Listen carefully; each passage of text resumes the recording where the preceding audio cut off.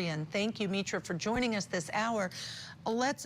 First of all, how empowering, really specifically for female runners and any runner that ran during this across the nation. What an event, a community.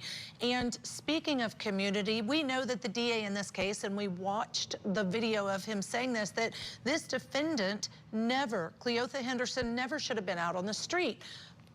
And that they opposed him getting out. But here's what I want to discuss with both of you, just to play devil's advocate. This never should have happened. But he was sentenced in a first similar crime for kidnapping to 20 years. He served 85% of his sentence, and then he was released for good behavior. The district attorney did the right thing and objected. The court, that would have been me in my past, the court made the decision and said, good time served, letting you out. Mitra, what are your thoughts on that? Is it true when someone says he should have still been in jail, given the way our criminal justice system is currently set up?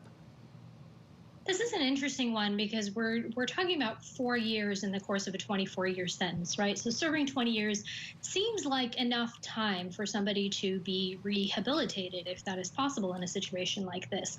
Would 4 more years have made a difference? We don't know that. It's not that much time for someone to say, well, if this person in the first 20 years was not rehabilitated, 4 years from now, would he have been? And in any case, he would have been out in 4 years. So we really don't know. It's one thing if he served, 3 years of a 20-year sentence, we can say, okay, well, 3 years was, perhaps not enough time.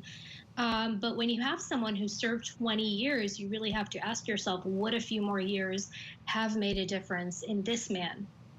And it's not a case of his being released when he shouldn't have been, because we've heard about some of those tragic cases where someone is accidentally released from jail when they still had a long sentence that they should have been serving. It wasn't that. It wasn't that at all. To your point, he served the 85%, 20 years, and it begs the question, is rehabilitation of these type of violent offenders even possible